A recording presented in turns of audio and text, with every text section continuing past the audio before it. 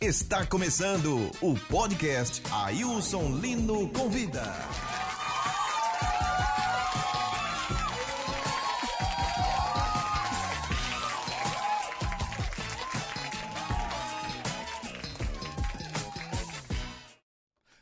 Olá, amigos! Estamos começando mais um podcast Ailson Lino Convida, diretamente dos estúdios da Band News.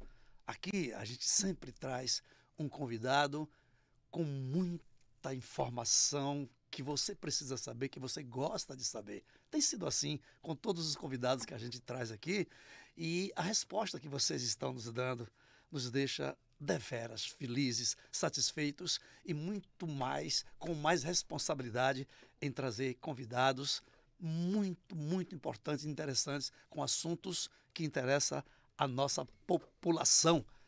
E hoje eu vou até ler aqui, porque eu vou ler aqui 5% do currículo do meu entrevistado hoje, porque é muito extenso.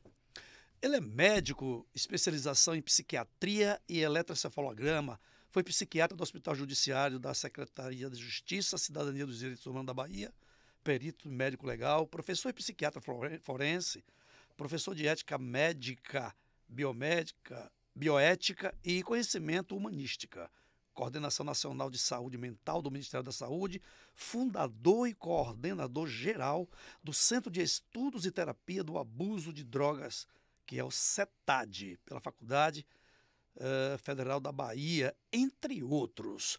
Estamos recebendo hoje aqui no nosso podcast o doutor Antônio Neri Filho. Doutor, muito obrigado por nos atender, por estar aqui conosco. É uma lisonja muito grande estar aqui com o senhor.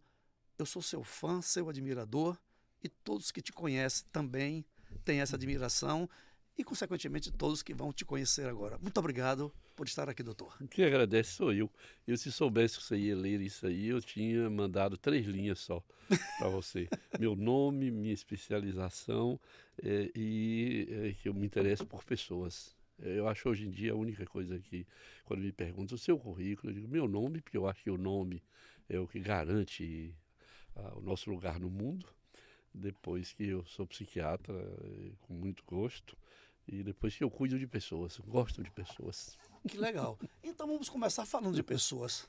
O CETAD, né? O CETAD cuida de pessoas. O senhor idealizou e dirige.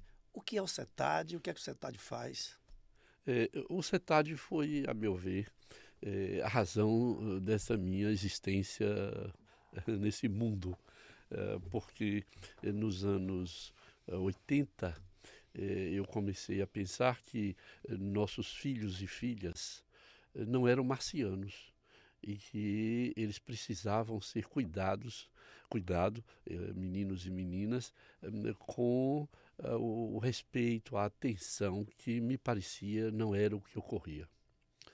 Pelo uso de maconha, nossos filhos e filhas eram internados em hospitais psiquiátricos, ou eram enganados pela família e tomavam remédios sem saber, ou eram desmoralizados pela família, enfim, expulsos das escolas, estigmatizados de toda a ordem. E eu achei que aquilo não era justo.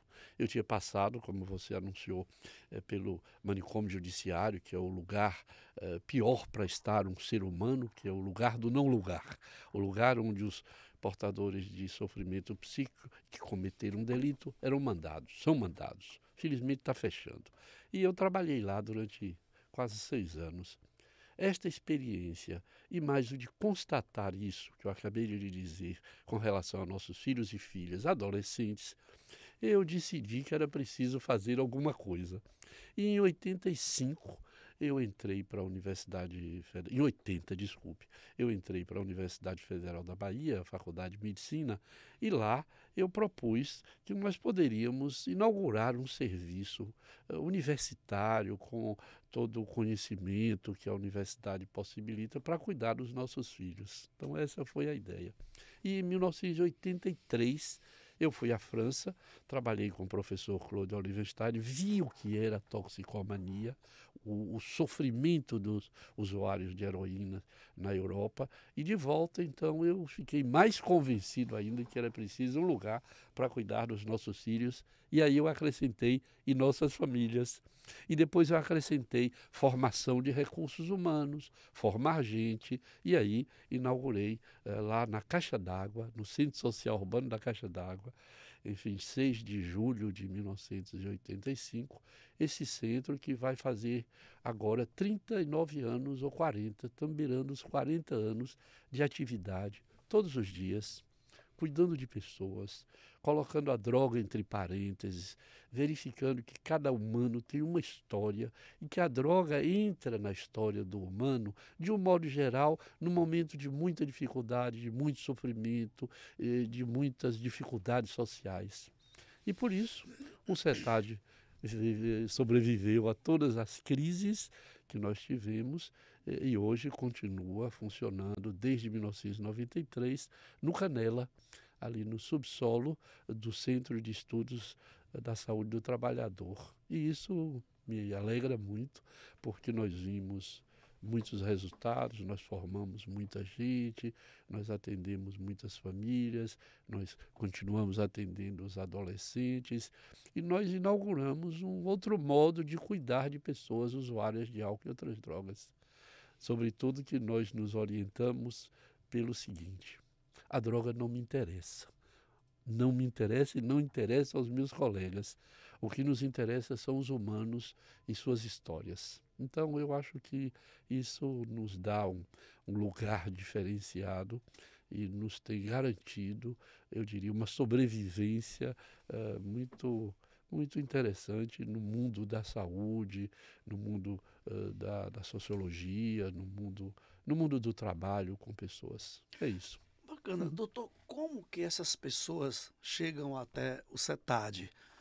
O CETAD vai em busca, eles aparecem lá por indicação, como que são recebidos, como é o tratamento e se existe um final do tratamento esse indivíduo como, entre aspas, curado ou é eterno. Fala um pouco dessa dinâmica, por favor. Eu tenho uma amiga que sempre diz: Nery, fale menos para dizer mais. Eu continuo falando muito. Você viu que você me fez uma pergunta e eu levei um tempão enorme para lhe responder. Fala necessária. Então, eu vou encurtar um pouco.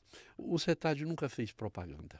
O CETAD foi inaugurado, as pessoas souberam pouco a pouco, depois os estudantes divulgaram muito, as pessoas que nós formávamos também funcionaram como divulgadores e pouco a pouco, sabe, isso foi crescendo, o CETAD foi ocupando um lugar na ciência brasileira, participando de congressos, essa coisa toda.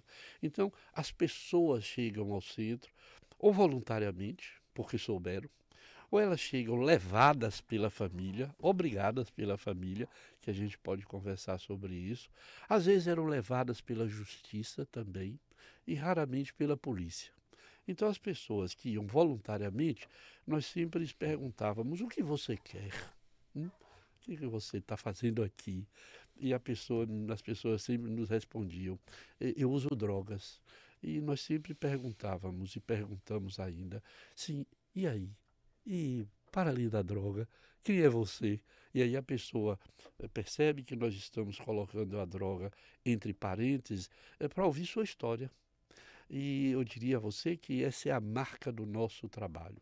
É voluntário, quem é você? E nós conversamos. Se precisa de medicamento, nós damos. Raramente, isso é uma coisa curiosa, nós internamos alguém. Talvez nesses 40 anos eu diria a você que nem 10% das pessoas que nos procuraram, e são mais de 9 mil por ano, 10 mil pessoas nos procuram por ano, nós indicamos internação, talvez em 10%. Por quê? Porque a internação é uma circunstância especial.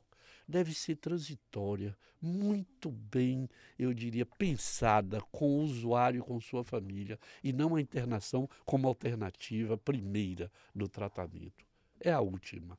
Pois bem, a outra coisa também que nos orientava, sobretudo com as pessoas que nos procuravam voluntariamente, era a seguinte: a abstinência não é nosso objetivo. Nosso objetivo é cuidar da sua vida, é lhe ajudar a encontrar alternativas para a sua vida. Porque há muita gente que pensa que o tratamento para alguém que usa drogas é abstinência. Abstinência é uma possibilidade. Quer dizer, a pessoa vem usando uma droga porque sem essa droga ele não consegue viver, porque o sofrimento lhe levaria à morte. Porque usuários de drogas pesadas, os grandes usuários, quando você tira a droga, eles se suicidam, porque o sofrimento é maior do que ele pode suportar, portanto não cabe uma abstinência inaugural.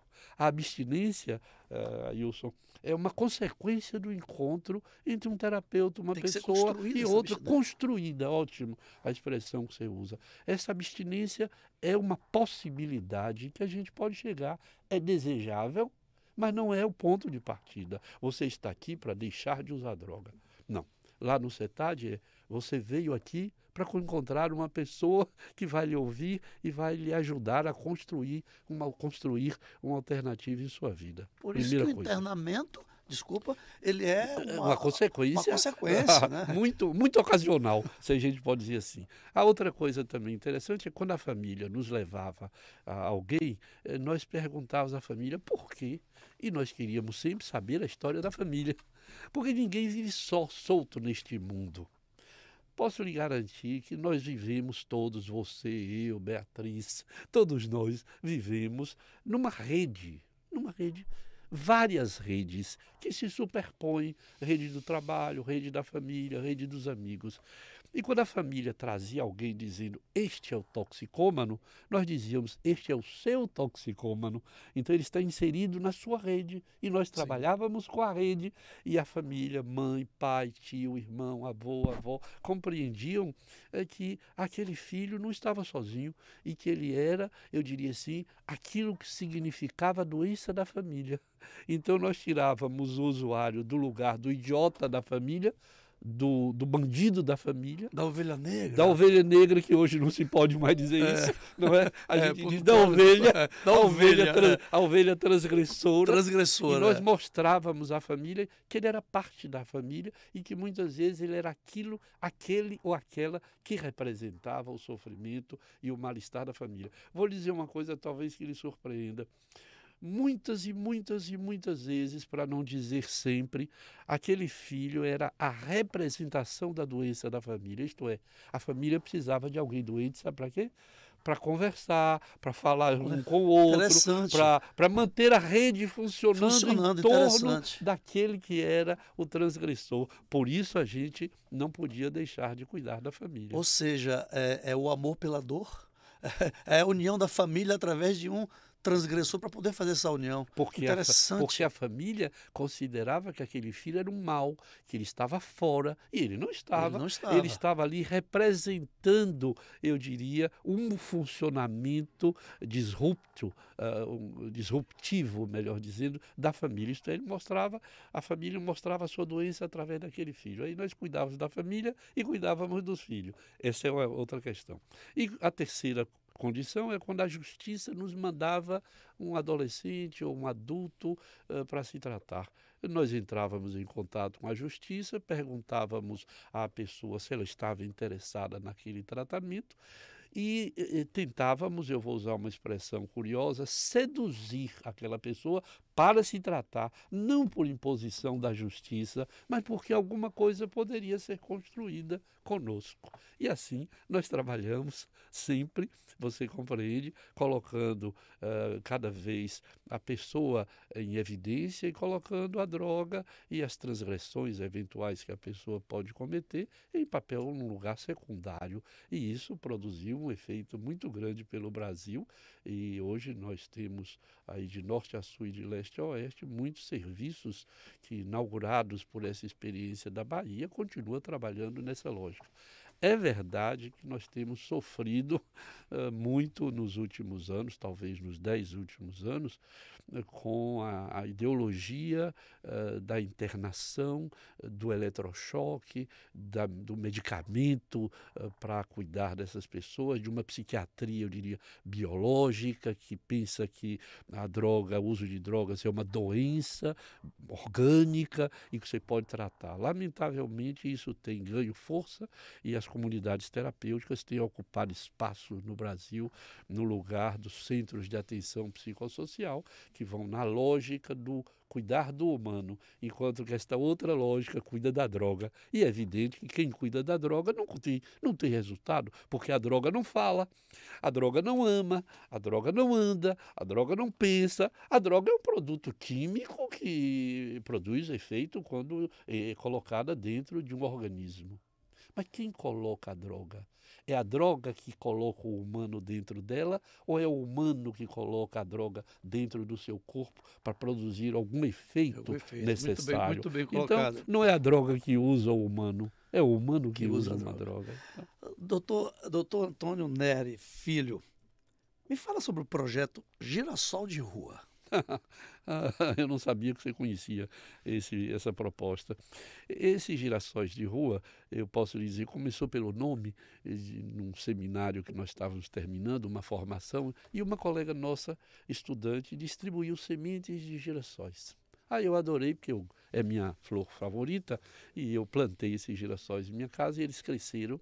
E um dia, há uns 5 anos ou mais atrás, o secretário José Antônio, ex-secretário de saúde do município, me chamou e pediu para fazer uma intervenção no Pelourinho. Mas eu disse, mas secretário, eu não sou policial, eu não posso fazer intervenção. Eu sou médico, sou um psiquiatra, eu cuido de pessoas.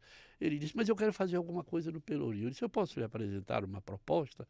Ele disse, pode. Eu, com meus colegas, escrevemos uma proposta que reunia uma experiência anterior que nós tivemos, que nós podemos conversar sobre, que eu chamei de pontos de cidadania.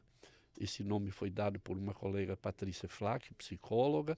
Nós tínhamos tido uma experiência com os consultórios na rua, inaugurados como consultório de rua em 1999, que se tornou depois uma política pública, isto é, cuidar das pessoas nas ruas, onde elas estão, onde elas vivem. Então, nós juntamos isso e apresentamos ao secretário. E quando nós fomos levar a proposta, alguém me perguntou, Nery, que nome a gente vai dar a essa proposta? Eu me lembrei dos girassóis, lembrei da rua, e disse, por que não girassóis de rua? Isto é, pessoas que estão nas ruas e que podem se tornar um grande girassol, pode ganhar dimensão de vida, pode inventar coisas, pode brilhar novamente, porque eu acho que todo mundo tem esse direito. Como eu acho que as pessoas não estão na rua porque querem, nas ruas porque querem, as ruas, a meu ver, são alternativas para quem não tem mais para onde ir. Aí nós apresentamos essa proposta, ela andou pela Secretaria Municipal de Saúde até que a Covid, o Covid, o vírus, nos alcançou e o secretário naquela época, Léo Prates, resolveu executar aquele projeto que eu tinha levado para a Secretaria alguns anos antes. Olha só. E aí nós inauguramos, graças a essa pandemia, e graças também à generosidade e à inteligência de Léo Prates, que naquele momento viu que era preciso cuidar das pessoas nas ruas, nós fomos com o consultório na rua, instalamos 2 pontos de cidadania. O que é o ponto de cidadania, Ailson? É isso mesmo, né? É isso. Eu tendo a dizer Ailton, mas é Ailson. Ailson. Então, Ailson, é um lugar com um chuveiro, um vaso sanitário, e uma pequena sala para conversar com a pessoa quando ela quer falar privadamente. Mas o que importa é que é um lugar para quem não tem para onde ir, possa encontrar alguém. Então nós tínhamos 2 pontos de cidadania. Um na Praça das Mãos e outro no Pela Porco, lá nas 7 Portas. E funcionou maravilhosamente, porque eu digo que um banho, talvez você não tenha pensado nisso ainda, vai pensar agora, um banho é muito mais do que um banho.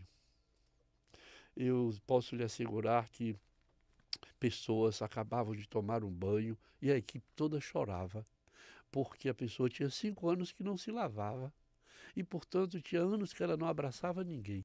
E quando sai do chuveiro, limpa, limpa no corpo, e eu acho também um pouco limpa na alma. As pessoas nos abraçavam chorando, e eu, quando falo nisso, eu fico ainda, você pode notar, emocionado. Então, esses girassóis de rua tinham esses pontos de cidadania, esses dois, e nós tínhamos os consultórios na rua trabalhando em 5 territórios de Salvador, 5 bairros de Salvador, 5 distritos sanitários. E aí nós agregamos uma outra política pública que chama Unidade de Acolhimento Adulto, que é uma casa para onde vão as pessoas que precisam de um lugar para pousar, repousar e construir um projeto. Então, isso tudo junto constitui os Girassóis de Rua, que continua funcionando nesse bacana, atual interessante. governo, com a secretária Ana Paula Matos. Nós sustentamos os girassóis e eu espero que esses girassóis se tornem uma política pública municipal. É essa a minha esperança. Não tenho Mas dúvida. nós vacinamos, Ailson, 10 mil pessoas de rua durante a pandemia.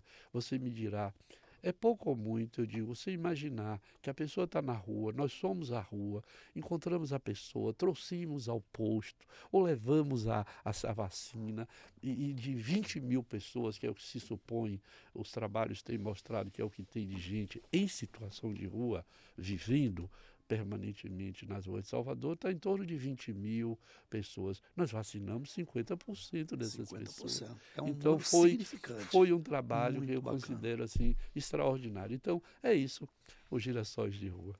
Parabéns, doutor.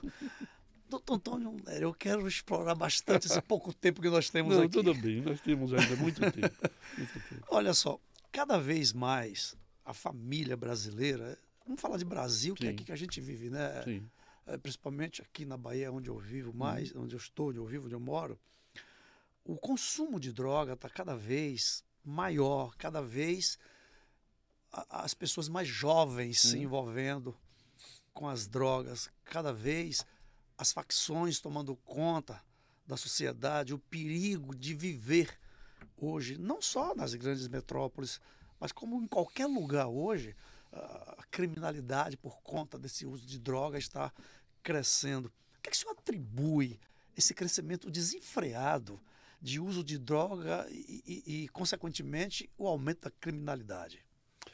a sua pergunta só cabe uma resposta. Por quê?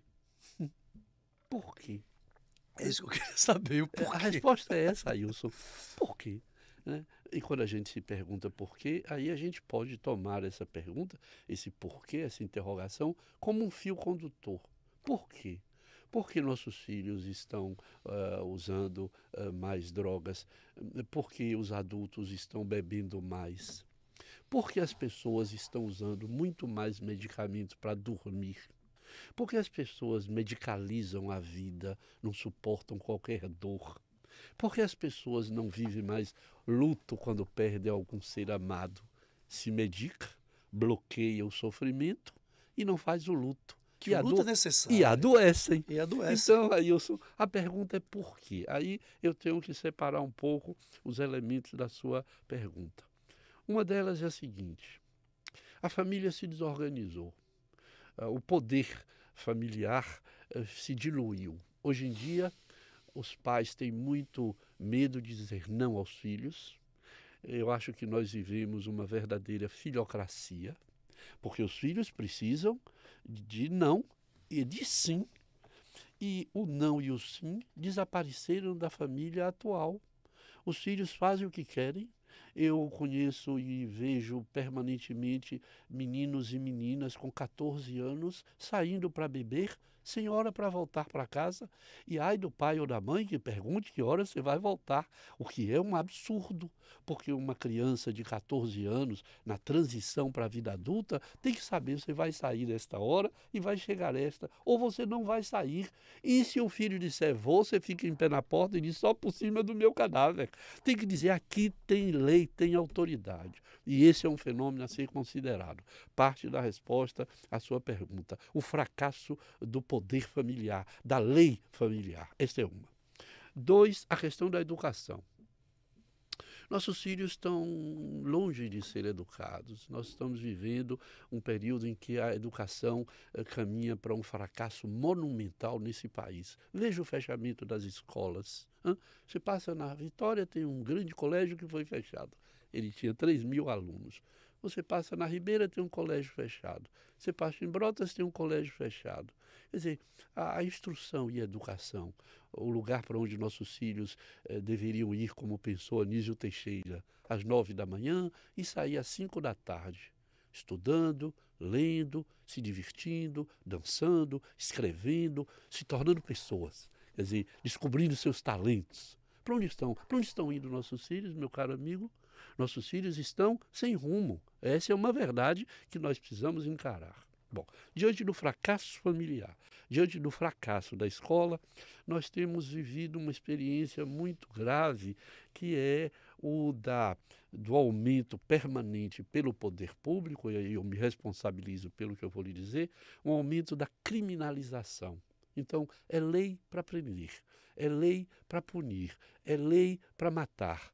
Então, nossos filhos estão indo, e aqui eu não estou falando só dos filhos ricos e dos de classe média, eu estou falando de nossos filhos todos, inclusive os pretos e pobres das grandes periferias das nossas cidades.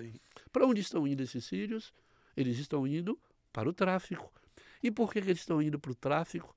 Porque o tráfico ganha cada vez mais poder econômico pela criminalização que aumenta cada vez mais. Veja o absurdo, por exemplo, neste momento em que o parlamento brasileiro quer colocar na Constituição brasileira, no artigo 5º, que é o artigo que diz respeito aos direitos pessoais, de que portar, não é nem usar, sim, portar um produto psicoativo ilícito será crime na Constituição. Quer dizer, não basta a Lei 11.343, que já criminaliza tudo, nós agora criminalizaremos na Constituição, no documento que cria a nação, que define o que é uma nação, que é a sua Constituição, o absurdo. Então eu compreendo que o poder público está caminhando para hipertrofiar a criminalização e aumentar o poder do tráfico. E aí eu chego à sua última questão. O tráfico é um comércio monumental, meu caro. Sim. O tráfico tem organização, o tráfico tem escola. Você sabe qual é a escola do tráfico? As cadeias. Quando um jovem de 20 anos, 22, 25, um adulto jovem chega na prisão, ele tem que escolher qual é a facção a qual ele vai se filiar para não morrer. E nesta facção ele aprende tudo que a facção ensina. As diretrizes dela. Então, o nosso poder público, que hoje é o 3º país no mundo com a maior população carcerária, o poder público tem uma escola monumental para fabricar pessoas desviantes, em lugar de estar na escola Anísio Silva, meu cantor Anísio Silva. Tu falho lindo. Se eu pudesse, eu cantaria uma música de Anísio Silva aqui para você, mas não cabe. Eu canto em outro lugar, em outras horas. Então, o Anísio Teixeira, nós temos aí uma escola para o crime. E o tráfico, então, ganha força pela criminalização, a polícia não compreende nada de cuidado, o poder público, então, pune, manda para as cadeias e nós temos o quê? Um aumento. Agora, a última parte da sua pergunta. O sofrimento humano atual tem aumentado. Cada vez nós mais. Estamos numa grande crise, sabe por quê, Ailson, a meu ver? Porque nós estamos perdendo há alguns anos, nós estamos nos destituindo dos nossos pactos éticos, dos nossos pactos de acordo para a convivência. As pessoas não se falam mais, as pessoas não se olham mais, as pessoas vivem desconfiadas umas das outras, as pessoas estão, a meu ver, cada vez com menos esperança num futuro que deveria ser um futuro melhor. As pessoas estão cada vez mais, vou voltar à história, medicalizadas, buscando uma alternativa mágica, química para suas vidas. Ora, nesse sentido, a bebida alcoólica está sendo consumida como nunca foi em lugar nenhum do mundo, particularmente no Brasil. A indústria da cerveja promove um consumo que não é brincadeira. Então, o álcool, com tudo que tem produzido no trânsito, na escola, no trabalho, na família, quer dizer, álcool, tabaco, medicamento, maconha, cocaína, cada segmento de nossa população adere a um desses produtos como alternativa para o seu funcionamento. O álcool é mais ampla. É o mais amplo consumo. A cocaína para quem tem dinheiro para comprar cocaína. O crack para aqueles que vivem na mais absoluta impossibilidade de vida. Sim. Outra notícia que eu vou lhe dar. O crack não é uma droga para qualquer um, nem usado por qualquer um. A droga, o crack, a pasta base de cocaína fumada, é a droga que possibilita a quem não tem mais nenhuma possibilidade de viver se sustentar viva numa absoluta miséria. No mais impossível, na mais impossível das existências. Mas ela está viva e eu tenho a impressão de que ela está viva esperando que um dia alguém lhe encontre e que lhe estenda a mão e diga, vamos conversar um pouco, por que você está no esgoto? Por que você chegou aí? Se quer sair disso comigo, para a gente ver se você toma um banho, se você pode tomar um café, comer uma bolacha, mas, sobretudo, ser reconhecida a pessoa por outra pessoa. Porque você pode imaginar o que é viver sem ser reconhecido. Então, alguém que não é reconhecido não existe. E quando ela não A margem existe, total da sociedade. quando ela não existe, ela está colada em quê? Na não existência. E para não morrer, essas pessoas nessa condição terminam usando crack. Então, pessoas me perguntam sempre, você está preocupado com o uso de crack? Eu digo, não, estou preocupado com as pessoas que chegaram ao crack e que não é a maioria das pessoas. Então, eu não sei se eu lhe respondi, Sim, sim. mas eu levantei algumas questões aí para serem Não só pensadas. respondeu, É isso. como também ampliou aí a possibilidade de te fazer novas perguntas, né? Hoje, com a globalização da informação, que é um perigo muito grande, eis aí talvez o porquê as famílias, como o senhor ainda há pouco falou, perdeu a noção de família, perdeu a noção, é a falência dos lares, né? A falência da educação Sim. paternal, maternal, de família, Sim. de pai, de mãe, Sim. trazendo a cultura dos ancestrais, etc. e tal. Hoje é muito comum o senhor encontrar numa família 3 ou 4 membros, cada um com o seu celular, Sim. em mundos diferentes. Às vezes sentados à mesma mesa, comendo, sem- cada um com o celular. Normalmente assim, cada um com o celular. Então, assim, talvez essa globalização, essa permissividade,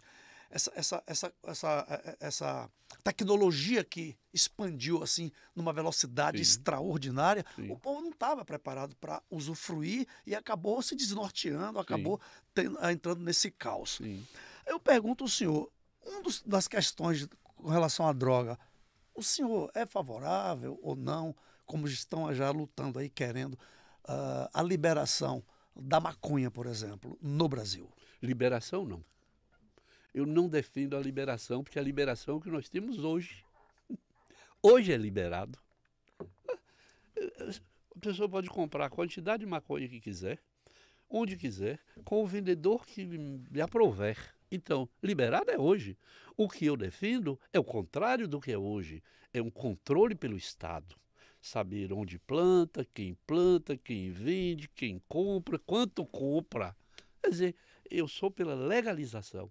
Eu sou pela legalização e não diz o que nós vivemos hoje, eu não defendo isso que nós vivemos hoje, é que a lei, a regra é determinada pelo tráfico.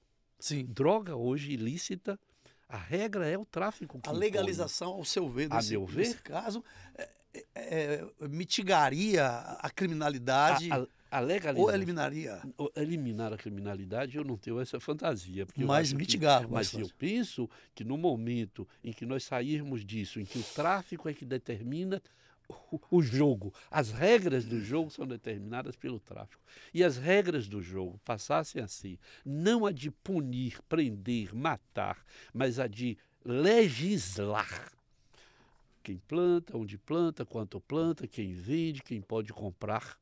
Eu acho que isso cravaria uma lança no coração do leão, que é o ganho desmesurado, é a corrupção larga, a droga elege, e você sabe, hoje em dia, em todos os países do mundo, o poder do narcotráfico, como se chama, que não é uma boa palavra, hein? Narco quer dizer sono, do tráfico de drogas, o comércio do tráfico de drogas ilícito gera coisas inimagináveis, controla bancos, controla igrejas, controla políticos, controla tudo. Nós estamos vendo agora, por exemplo, a Costa Rica, que fez depois da Guerra Civil um movimento extraordinário, ela tinha acabado com a militarização, não havia poder militar, o tráfico entrou e está tomando conta do país. E eles estão às voltas com a possibilidade de legalizar produção e comércio. Nós aqui no Brasil, graças à nossa mimetização com o poder norte-americano, nós vivemos uma guerra falida, que é uma guerra às drogas, que não é guerra às drogas, é guerra às pessoas, porque se você estudar a guerra às drogas, que tem 100 anos, é uma guerra de controle de pessoas. Sim. Controla preto no Brasil, controla preto nos Estados Unidos, controla índios, controla gente na Índia, controla quem o poder público quer controlar. Em nome da droga, se faz uma guerra que controla povos. Alguns anos atrás, a Bolívia foi invadida, a Colômbia foi invadida. Quer dizer, nós precisamos, e essa é a minha posição, sair dessa liberação, dessa liberdade louca que nós vivemos com relação às drogas, sem nenhuma regulação, a não ser a de prender, punir e fabricar novos traficantes. Isso eu não posso concordar. Então eu defendo, há muitos anos, eu devo lhe dizer que desde 1980 eu defendo a legalização de todos os produtos para que o Estado possa exercer um controle sobre esse comércio. E aí regular. Legislar significa regular. Quem adoecer, a gente cuida. Se hoje nós sabemos cuidar das pessoas que consomem a droga que quer, quando quer, a quantidade que quer, nós saberemos cuidar dessas pessoas quando elas usarem drogas controladamente. Veja o álcool. Veja com relação ao tabaco, que é melhor ainda do que o álcool. Porque a lei seca não foi seca, foi uma lei molhada. E foi uma lei que se desmoralizou. Podemos falar disso daqui a pouco, sobre a desmoralização da lei. Enfim, só para concluir, o tabaco. Quando o governo decidiu que não se fumava mais em bares, foi um Deus nos acuda. Hoje você vai a todos os bares do Brasil, você vai em bares que eu digo fechados. Quando na rua, não. Todo mundo pode fumar. Mas restaurantes, eu quis me referir a restaurantes. Você vai a todo restaurante, você não sai cheirando a cigarro, você não fuma sem querer, você não adoece. É verdade. Aviões. Eu viajei, aviões, meu Deus, ônibus, o que eu viajei, meu Deus. Primeiro, todo mundo fumava, eu descia doente. Todo mundo adoecia. Depois disseram, só pode fumar no fundo. Nós da frente também fumávamos. Hoje, você entra no avião, primeiro a segurança do avião, tá? A segurança. Segundo, você não adoece, você não fuma obrigatoriamente. O que eu quero lhe dizer, quando o poder público legislou, veja o benefício. A coisa aconteceu. Antes, você fazia o que você queria, fumava onde você quisesse. Hoje, você fuma em lugares definidos pela lei.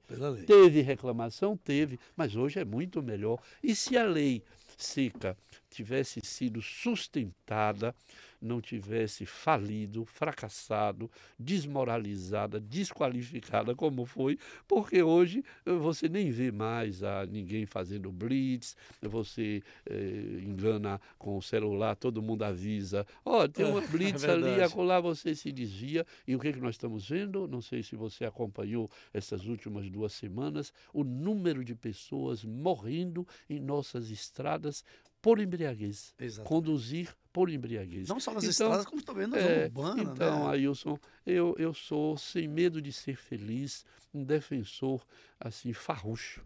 Eu sou um defensor radical, de raiz, da legalização para o controle social, para a legislação, para a regulação. Doutor, a que distância o senhor vê essa possibilidade? Longe. Ah, ela já esteve mais perto, mas agora ela está longe. Longe porque o parlamento brasileiro odeia droga, o parlamento brasileiro legisla contra a droga, não legisla para pessoas. Para a pessoa. O parlamento brasileiro proibiu, por exemplo, não sei se você se lembra, no governo Dilma, o Ministério da Saúde criou um chamado, que eu não gosto desse nome, era uma caixinha com um preservativo e um lubrificante para as relações homoafetivas, sobretudo entre homens. De manhã, o kit, essa pequena caixa, Sim. estava sendo apresentada à sociedade brasileira. No dia seguinte, o parlamento obrigou essa caixa a sair de circulação. Quer dizer, há um cinismo, se eu posso dizer, há alguma coisa que ultrapassa a minha compreensão, a não ser que eu pense que há aí uma intenção muito, que eu não sei que adjetivo eu usaria, horrorosa, de que as pessoas serão encaminhadas para outro caminho, criminalizadas, adoecidas, internadas, que não é a minha. Então, eu penso que o que já esteve mais perto, porque a compreensão do uso do produto estava sendo ampliada no Brasil. Eu acho que nos últimos, talvez, eu posso dizer, 10 anos, para ser mais preciso, nós temos caminhado numa velocidade, num retrocesso, numa velocidade como eu não pensei, honestamente, eu não pensei que nós fôssemos viver, e eu não pensei que eu viveria para ver isso. Eu vivi e trabalhei nesses últimos 40 anos na esperança de que nós cuidaríamos das pessoas, que nós legislaríamos sobre as drogas. Doutor? Eu não diria que causa uma frustração, porque eu continuo trabalhando Muito e bem. lutando para que a legislação seja melhor, a lei seja melhor, que as pessoas sejam cuidadas, que a guerra à droga termine, porque a guerra à droga não é uma guerra à droga, é uma guerra para matar pessoas pretas e pobres de periferia. Então, eu não causo uma frustração. Agora, que me causa um certo sofrimento, aí eu acho que eu posso lhe dizer que causa. Mas você sabe que, com muitos amigos pelo Brasil, nós temos trabalhado mais. Porque, diante disto, nós precisamos trabalhar mais. E aí nós criamos um grupo que se chama Intercambiantes Brasil, que hoje tem mais de 400 pessoas, e nós nos comunicamos de norte a sul, de leste a oeste. Nós temos feito mais congressos, mais reuniões, mais discussões, porque, diante disso, nós precisamos trabalhar mais. Muito bem, o senhor vai trabalhar cada vez mais. Inclusive, eu quero deixar aqui o meu convite para, numa outra oportunidade, a gente dar sequência a esse assunto que é muito amplo, muito importante para a nossa população, para o mundo, para a humanidade. E por falar nisso, eu quero dizer para o senhor que nós estamos também num momento espetacular no que diz respeito às pessoas que querem obter seus bens, carro, por exemplo. Né? Nós temos uma condição extraordinária que hoje o mercado brasileiro está fazendo, que é adquirir os carros através do consórcio. E o consórcio Chevrolet, hoje, no Brasil, é o ícone da comercialização de carros sem juros. Eu estou te trazendo esse assunto, fugindo um pouco do nosso, porque é o nosso patrocinador aqui, o Consórcio Nacional Chevrolet, que está nos garantindo aqui a possibilidade de todo brasileiro ter seu carro sem juros. É muito importante. Doutor Antônio Posso aproveitar? Posso aproveitar o que você disse, Chevrolet? Gosta de... Sim, sim. Eu adoraria que a Chevrolet me ajudasse a restaurar a igrejinha do Rio Vermelho, Pois a é, igrejinha vamos de falar. Santana. Sabe por quê? Ah, Porque eu estou lutando há 5 anos para transformar aquela igrejinha que está fechada. Ela não está morta, porque ela está lá, linda, uma senhora criada, nascida no final da segunda metade do século XIX, mas o telhado está caindo, dentro está cheio de lixo, não tem água, o sanitário não funciona, e eu tenho 5 anos que eu luto para restaurar aquela igrejinha. A Prefeitura de Salvador me disse que vai restaurar, mas eu não sei se vai. Eu estou na esperança que isso aconteça. Eu estou trabalhando muito com a vice-prefeita Ana Paula no sentido de que isso aconteça. Mas já que você falou na Chevrolet, que a Chevrolet nos pois ajude é, que a Chevrolet a vai restaurar né? a igrejinha. A igrejinha não tava tá no seu, é um isso não assunto- estava no seu script, Não não. estava não, mas eu gostei de você ter trazido aqui, né? É Quem isso. sabe então, Quem eu sabe vou levar a Chevrolet, rede essa Chevrolet possibilidade aí. pudesse dizer assim, vamos restaurar essa igrejinha do Rio Vermelho, que será um centro de arte, cultura e saúde. Arte, cultura e saúde. No Rio Vermelho, ao lado do Acarajé Dadinha, aberto todos os dias da semana. Eu acho que seria uma possibilidade, maravilhoso. doutor. E nós colocaríamos uma placa lá, Viva a Chevrolet. Pronto. Eu lhe garanto. Maravilha, então aí. Tá legal? Tá Eu lhe lançada a garanto. nossa proposta, Pronto. né? Ao consórcio nacional Chevrolet. Ótimo. Quem sabe então se a gente não Ótimo. vai conseguir aí. Ótimo, eu vou lhe cobrar isso. Eu também vou cobrar a Chevrolet. A próxima vez que eu vier aqui, porque haverá uma próxima Sim, vez. haverá várias né? outras vezes. Eu não com sei, certeza. eu não prometo a você várias assim, com esse ânimo que você teve, mas eu lhe garanto que essa conversa pode render outros encontros. Eu gostei de Sim, falar com com certeza. você aqui, de poder expressar e dizer essas coisas que nem todo mundo vai acreditar, nem todo mundo vai concordar, mas o que eu quero é que as pessoas possam pensar, que as pessoas possam pensar um pouco, dizer, será que aquilo que eu pensava está certo? Será que o que Nery está dizendo aqui sobre isso pode ser verdade? Será que eu posso negociar com ele, nem tanto, nem tão pouco? E que as pessoas Quer dizer, tragam também traga suas outras questões, vamos opiniões, conversar. né?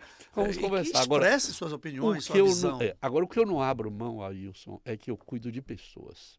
Eu não cuido de coisas, eu não cuido de droga, eu cuido de gente e do seu sofrimento. É isso que me interessa. E isso é muito bonito, muito importante.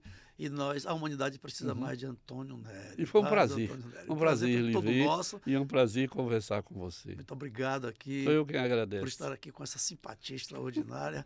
Não é a primeira vez que eu converso com o senhor e cada vez que eu converso, eu saio muito mais rico, mais forte, mais convicto de que o amor vence, né? E eu que saio cuidar de mais pessoas é convicto maravilha. de que há esperança, porque há pessoas ainda com quem a gente pode conversar. Ah, maravilha.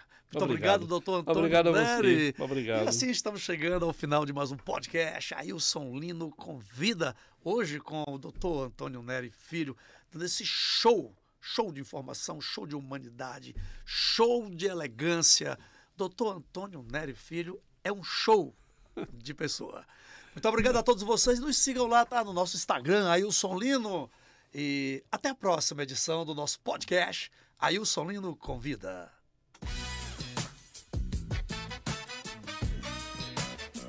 Você acabou de assistir o podcast Ailson Lino Convida. Até o próximo programa.